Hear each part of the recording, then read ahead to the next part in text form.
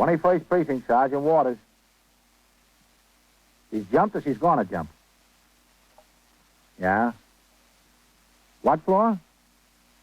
Yeah? Oh, where is it? I'll get somebody to pull her inside. You are by transcription in the muster room at the 21st Precinct, the nerve center. A call is coming through.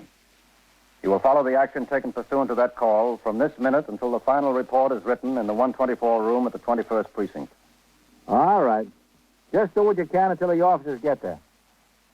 Yeah, that's right. They're coming right over. Okay. 21st Precinct. It's just lines on a map of the city of New York. 173,000 people wedged into 9/10 of a square mile between Fifth Avenue and the East River. The security of their homes, their persons, and their property is the job of the men of the 21st Precinct. The 21st. 160 patrolmen, 11 sergeants, and 4 lieutenants, of whom I'm the boss. My name is Keogh. Thomas P. Keogh. I'm captain in command of the 21st Precinct. I was doing day duty, 8 a.m. to 6 p.m. It was a clear, sunny day and pleasantly cool for the time of year. When I came into the station house at 7:35, I went directly into my office and changed to uniform. Then I sat down at my desk to go over reports and communications that had piled up since I was last on duty 24 hours before.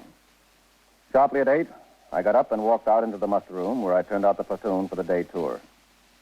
After the men who would patrol the precinct for the next 8 hours marched out the front door to take over their posts, I remained behind the desk for a few minutes talking to Lieutenant Snyder, who would be desk officer during the tour. The sergeant on TS duty sat at the switchboard several feet away. What time do you have to be there, Harry? Well, the subpoena said 10 a.m., Captain. I'll leave here about 9:30. Mm-hmm. I don't know what they had to subpoena me down to grand jury for, in that case anyway. Well, I suppose they want to definitely establish what property he had on this person when he was searched before the desk. 21st Yes, sir. Precinct, Sergeant Collins. Who's taking the desk when you leave? All right, you're Captain Sergeant Waters will supervise patrol. Sergeant Collins is taking the desk, and we're bringing in Underwood for TS duty. Okay. I should be back before noon. Mm-hmm. Oh, excuse me. Who am I supposed to see? Well, what's the trouble, ma'am? Well, I found a tag on the steering wheel of my car. I want to thank you very much. I parked my car last night, and I forgot to take the keys out. I really appreciate the police doing something about it. Leaving a tag like this is a very good idea. May I see the tag, please? Oh, sure. Yeah, I'm glad it says on there where to come. I've lived in the neighborhood for 4 years. I always thought the police station on 51st Street was the one for my house. You have the registration for your car? Oh, yeah, I got it right here. I always carry it in my purse. I'd like to see your operator's license, too, please. Oh, I keep them both together on the other side of that plastic thing. Thank you. It's a wonderful service of the police to take the keys out of the car and leave a tag like that so that people won't get worried. You mind signing your name on this pad, Miss Hoyer? Why? Well, I just want to compare the signatures with those on your license for identification. Oh, of course not. I agree with you that you can't be too careful. There. Well, you can't just give the keys to anybody who walks into the police station and asks for them, can you? No, we can't. Now, here are your keys. Oh, thank you. I'm much obliged to you. This is a real fine service on the part of the police. I appreciate it. And this is for you, too, Miss Hoyer. Oh, what's that? That's a summons for you to appear in court next Wednesday morning at 10 a.m. Summons? For what? Well, any person that leaves a motor vehicle standing unattended on the street for more than 3 minutes with the ignition key in the lock is violating the law. You mean that you're giving me a ticket? If that's what you want to call it. Yes, Miss Hoyer. Well, I like that. Well, it's an offense to leave the keys in your Yes, car. but I just forgot. You forgot, and someone might have stolen it if the officer hadn't picked them up first. Well, I think it's a lot of nerve to give me a ticket over something like that. After all, it's my car. If I wanted to leave my keys in it, I could do it, but I didn't want to. I just forgot. Well, you won't forget next time, will you? I don't see why I have to go to the trouble and pay a fine and everything like that. I thought taking the keys out of the car and bringing them to the police station was just a service. It is a service, Miss Hoyer. We probably prevented your car from being stolen. Well, I call it anything but a service. You're welcome, Miss Hoyer. Well, I thought we gained a friend, Skipper. You did, until you handed her the summons. Yeah, from hero to bum in one easy lesson. Or one hard summons. Sergeant Collins. Who's the 124 man on the job this tour? Fallon, Captain. Did you tell him to come to my office? Yes. Is the emergency squad on the way? I got to send a 49 down to the license division. What about an ambulance? Okay, Skipper, I'll send him right in. All right. Captain, Yes, Sergeant? we got a leaper. Oh, where's this? She hasn't jumped yet, Captain. She's sitting on the ledge of her apartment building outside the window, 781 East 66th Street. Is the emergency squad on the way? Yes, sir. CB got the call direct. All right. Have a car come by for me. Okay, Captain, right away. Suicide, or attempted suicide, is a serious problem. But its seriousness is multiplied several times because an individual in such a frame of mind generally has no regard for other lives. In the city of New York, it is not unusual for an innocent pedestrian to be killed or injured when a suicide leaps from a high building. Still more common are explosions resulting from gas suicide. To the police, the problem is as much protection of the general public as rescue of the person intent upon destroying himself. For this and other rescue work, the police department maintains 10 emergency service squads. Assigned to each of these 10 squads are 3 sergeants and 24 patrolmen, specially trained for the work. Each squad is equipped with 2 radio emergency patrol cars and a truck, all constructed according to specifications. The cars, which carry light rescue equipment, are in constant patrol of the districts to which they are assigned. The 10 trucks, garaged throughout the city, respond to the scene of an emergency whenever heavier rescue equipment or additional men is needed. When the RMP car, which had picked me up at the station house, arrived in the block, one of the radio emergency patrol cars was already on the job. So were sector cars number 2 and number 5, and the sergeant's car from the 21st. 2 men had been assigned to keep the sidewalk in front of 781 clear. But a crowd of people was beginning to gather across the street. Their eyes were fixed on the 11th floor of the apartment building. I instructed Patrolman Coley, the operator of my car, to pull in. Get busy over there, Coley. I'll keep those people back. Sergeant Waters. Now, go on, get across the street. This is no place for you. Get over there. Hello, Captain. How long has she been sitting there, Sergeant?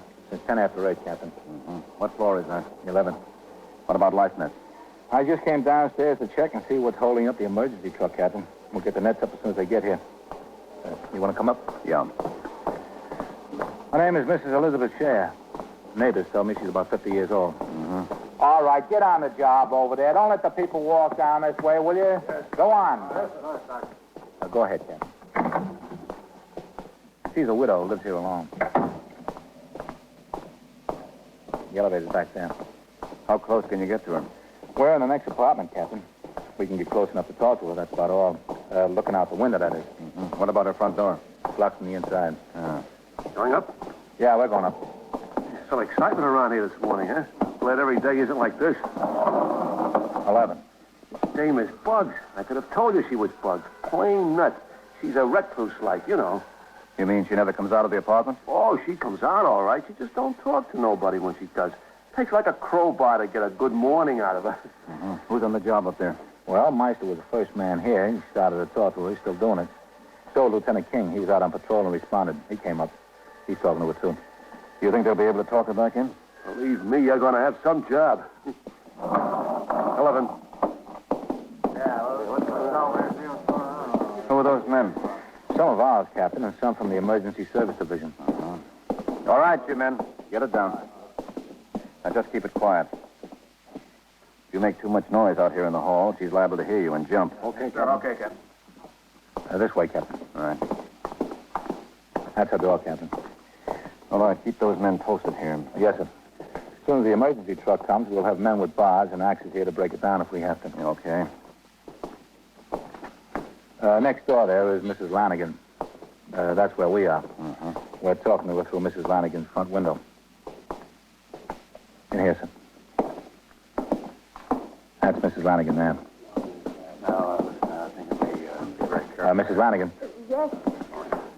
Mrs. Lanigan, this is Captain Keogh, commanding officer of the 21st Precinct. Oh, how do you do, Captain? This is awful, isn't it?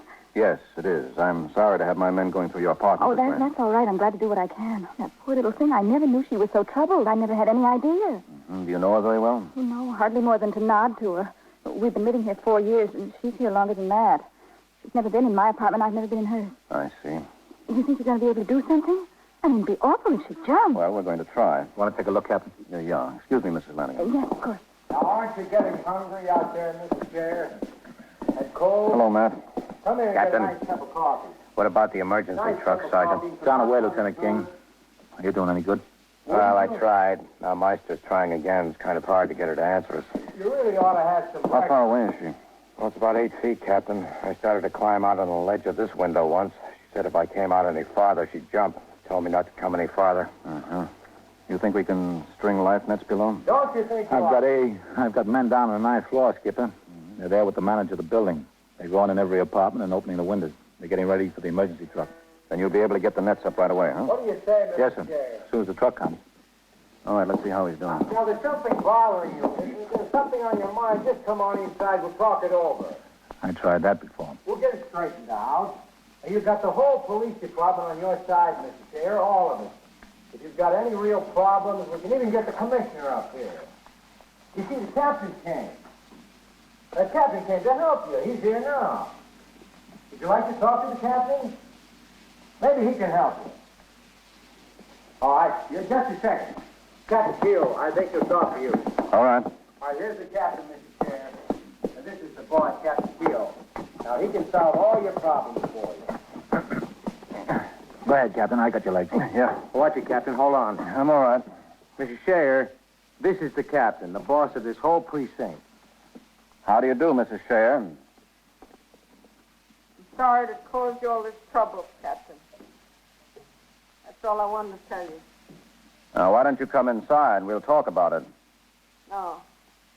I'm going to jump. I don't care to live anymore. There's nothing left, so I just don't care to live anymore. Well, now, I don't think there's any problem that can't be straightened out. Not mine. I just don't know what to do about mine. What's that? More policemen? Yes, I think so. I'm in so much trouble. I'm such a problem. I just have to jump. If I jump, I won't be any more of a problem. Now, that's not so, Mrs. Shea. It might be a worse problem for many people. I'm going to jump. Goodbye. Goodbye, Captain. Mrs. Shea. Yes, Mrs. Shea, it would be a great favor to me if you didn't. but I should.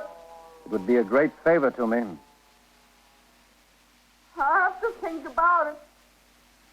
I can't promise you anything. All right, Mrs. Shea. You go ahead and think about it. Mrs. Shea, apparently demented, remained on the ledge outside her apartment on the 11th floor of the East 66th Street building. Her door was locked from the inside, and we feared an attempt to break it down would cause her to jump. Officers could get only within about 8 feet of her by leaning out the window of the apartment next door. For nearly an hour, Lieutenant King, commander of the 21st Detective Squad, Patrolman Meister, and I talked to her in shifts, attempting to coax her back into her apartment. All our pleas were fruitless. In the meantime, specially constructed rope life nets, 20 by 25 feet, were strung from windows on the 9th floor of the building, directly below the point where Mrs. Shea was perched. If she jumped, she would hit the net. But the sergeant in charge of the emergency service squad on the job informed me there was considerable chance that the nets would not hold because of lack of adequate support from above. 38 police officers from the 21st Detective Squad, the 21st Precinct, 19th Precinct, Traffic Precinct C, and the Emergency Service Division were assigned to various tasks, both on the street and in the building. For instance, 4 ESD patrolmen stood at the door to Mrs. Shea's apartment with axes and crowbars, ready to break the door down. An ambulance from Metropolitan Hospital was standing by. In the apartment next door, Lieutenant King and I were close to the window. Our patrolman Meister leaned way out to talk to the woman. She might sit there all day, Captain. Well, that'd be better than jumping, Matt. Yes, sir. Do you smoke, Mrs. Shea? The last leaper we had was that one on Fifth Avenue. Remember that one, Captain? Yeah, I read about that one. What kind do you smoke? Captain Keel. Yes, Sergeant? Come on over here, Harry. The elevator man, Captain. All right. Yes, what is it? She got a telegram this morning, Mrs. Shea. Wouldn't you like to go back? Oh, why didn't you tell us this before? I just remembered. How'd you know it was for her? Western Union boy asked me where she was, Mrs. Elizabeth Shea. You took him up there? Yeah, sure, I took him up. It'd be kind of hard to lie. I'll get one of my men on the job. Let him check Western Union. That's a good idea, Matt. You can try. Sergeant, grab hold of Meister's legs here, will you? Yes, sir. You better get back on the elevator, Harry. Okay, yeah, I'm going. I'll get someone right on it, Captain. Whitey, stay there. I want to talk to you. This is getting to be a rough one, Captain. Yeah. Who? Oh, he wants to talk to somebody else, I think. Yeah, he's right here, Mrs. Shea. You want him to come out? All right, now you stay there. I'll get him to come out. Now you stay there. Just don't move. That's right. She wants to talk to you again, Captain. Okay. He's coming out, Mrs. Share.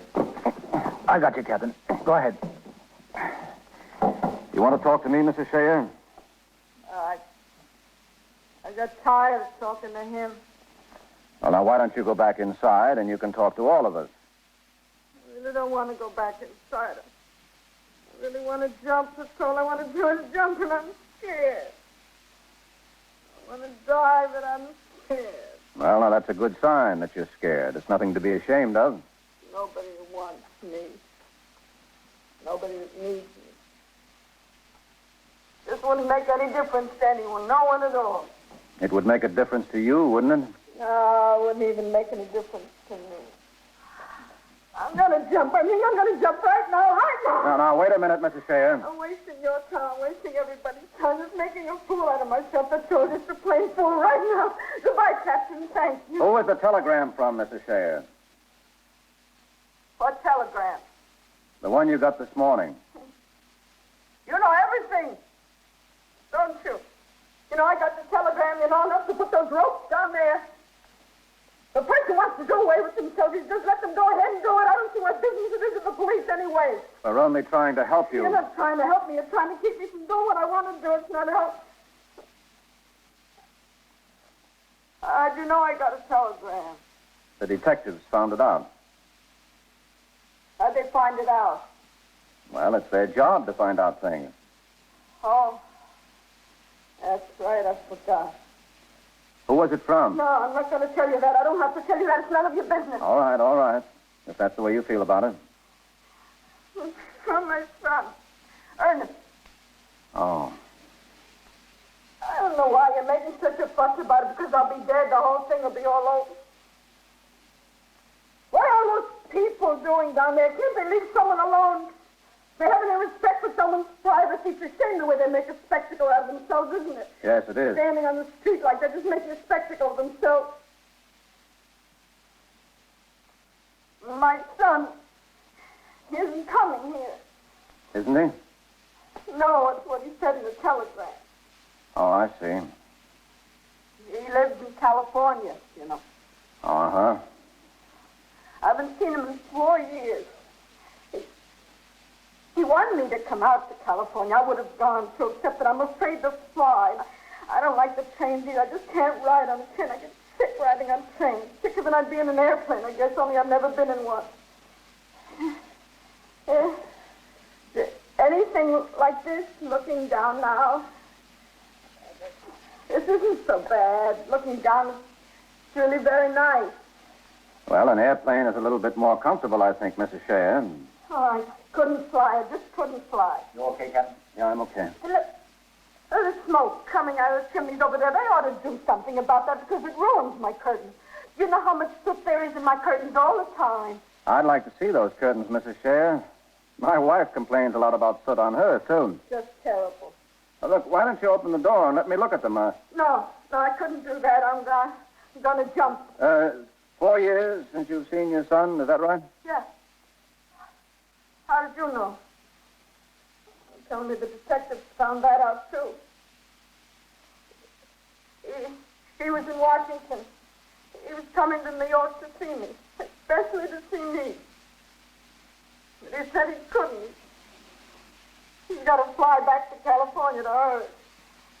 The telegram said if he could come, he'd telephone from the airport. He won't come. He's not going to. Do policemen make a lot of money? Not very much, no. How much? Why don't you go back inside, Mrs. Shea? We can sit down and have a nice, long talk about this and the soot on your curtains, everything else. No, tell me how much you make. I'd like to know. The captain makes $7,130. A year? Yes. That all. It's not very much, is it? It's all right. How much does he make? Who's that, Mrs. Shea? Policeman, the one who was just talking to me. Patrolman Meister? I don't know what his name is, I guess. So how much does he make? Well... No, don't you tell me. I'd like him to tell me himself. Well, I can tell you... No, you might lie to me. I want him to tell me. I'd like him to tell me. All right. Come on, give it. Meister. Tell me the truth now. She wants to talk to you. All right, Mr. Chair, I'm here. What is it you want, Mr. King? I got you myself. Have any luck with her, Captain? What was it? Oh, she talks about everything but going in. We're working on that telegram, Captain. It was from her son. Oh, was it? She tell you that? Yeah. He was supposed to come visit her and can't make it. Oh? Can you handle him there, Sergeant? Yes, sir. I got a good hold on him. You think that's the reason she went out on the ledge, Captain? Well, could be, Matt. She said she hasn't seen him in 4 years. He was supposed to come visit her today. And the telegram said he couldn't. But he tried to let her down lightly. He said if he could make it, he'd call from the airport. Uh-huh. No, Matt, I think I've got an idea. What, Captain? Whose apartment is this? Mrs. Lanigan. Oh, yes. Mrs. Lanigan? Yes. Is there any news, Captain? Maybe. Oh, good. Can I see your telephone book? Oh, yes, it's right here. I keep it in the cabinet there. Right here. Thank you. You don't happen to have Mrs. Shea's telephone number, do you? No, I don't. Good idea, Captain. Well, maybe. Next page. Mm-hmm. Yeah, here it is. Butterfield 81598. What do you need a phone number for? Can we use your phone in a minute? Oh, yes, sure, if you want to. Okay. Matt, come on. Let's go talk to those emergency servicemen in the hall. All right. Might work. Well, something has got to. You men. Yes, sir. What is it? Now, listen, we're going to try something. We think the reason she's doing this is connected with a telegram that was delivered to her this morning. It was from her son, who was supposed to visit her in New York. He said he wasn't going to, but if his plans were changed, he'd call her from the airport. Now, do you think it would take more than 10 seconds to get that door open after you hit it? Not that long, no. All right. I'm going back into the Lanigan apartment. I'm going to ring the phone in Mrs. Shea's. If she goes back into her apartment to answer it, you'll get a signal from Lieutenant King, who will be standing there in the door. As soon as you get that signal, you hit this door and get inside fast. Is that clear? Right. Get in there fast and grab her. Okay, Matt. It might work, Captain. Well, I don't know of anything else that will. Now, you stand right here at the door, Matt, okay? Yeah, sure, Captain. Meister will pass the word to Sergeant Waters. He'll pass it to me, and I'll give it to you, okay? Yes, sir. Okay. All right, get set with those bars Is down something there. going to happen? I just want to use your phone, Mrs. Lanigan. Now, you better stand over there. Get out of the way and keep quiet, all right? I'd appreciate it. Oh, yes, anything you say. Good. Sergeant Waters? Yes, sir, Captain. I know it's not much, Mrs. Shea. Tell Meister we're going to try Get something. it in, please. It might bring her back into the room. When she's completely inside, you tell Meister to give you a signal, all right? The PBA Go on, is Ed. working on it. I hope so. Tell Yes, Meister. I'll tell him. Meister, listen to me. All right, now. Everybody quiet. Keep quiet in the room. Not a sound, please. Are they set out in the hall, Matt? Yes, sir. Everybody's set. All right. Now wait until you get the signal from me, Matt. From me, not Sergeant Waters, okay? Okay, Captain. Sergeant? Yes, sir. Okay? Okay, Captain. Now everyone quiet and stay quiet.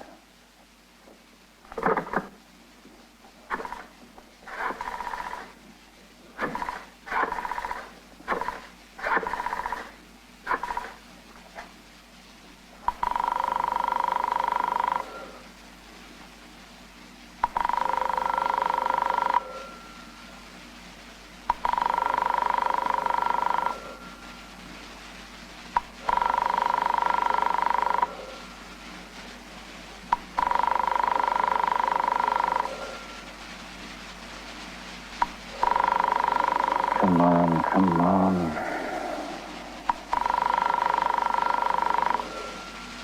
Meister says she's going inside. Hold it, Matt. Not yet.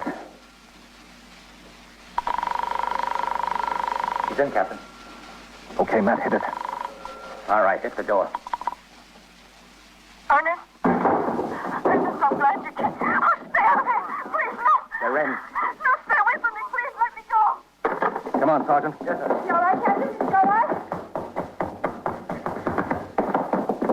All right, now sit down there, Mrs. Shea. Please sit down. I didn't want to come in. I wanted to jump. I still want to jump. Please let me go, please. Sergeant. Yes, sir. Please let me Get that go, ambulance please. attendant up here. I thought it was Ernest. I thought it was my boy. He said he would call. That's what he said in the telegram. That's why I came in to answer the phone. I thought it was him. I really did. All right, Miss Shea. You'll be all I right. haven't seen him in 4 years. Not in 4 years. Now he came to Washington and didn't even come to New York to see me. He's not very far from Washington to New York. He could have come to see me. Now, don't worry about it, Mrs. Shea. I'm sure he'll come to see you now.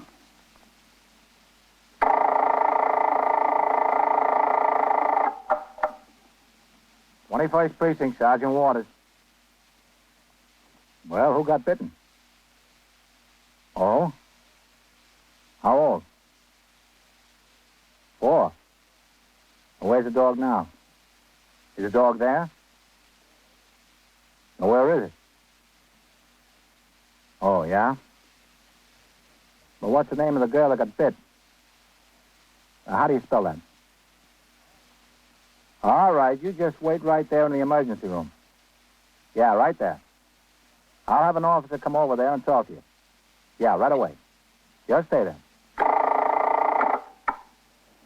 And so it goes. Around the clock, through the week, every day, every year. The police precinct in the city of New York is a flesh and blood merry-go-round. Anyone can catch the brass ring. Or the brass ring can catch anyone. 21st Precinct, transcribed. A factual account of the way police work in the world's greatest city is presented with the official cooperation of the Patrolmen's Benevolent Association, an organization of more than 20,000 members of the Police Department, City of New York. Les Damon in the role of Captain Keogh, Ken Lynch as Lieutenant King, Harold Stone as Sergeant Waters. Featured in tonight's cast were Frank Behrens, Lawson Zerbe, Bryma Rabin, Elaine Rost, and Frank Campanella. 21st Precinct is written, produced, and directed by Stanley Niss. George Bryan speaking.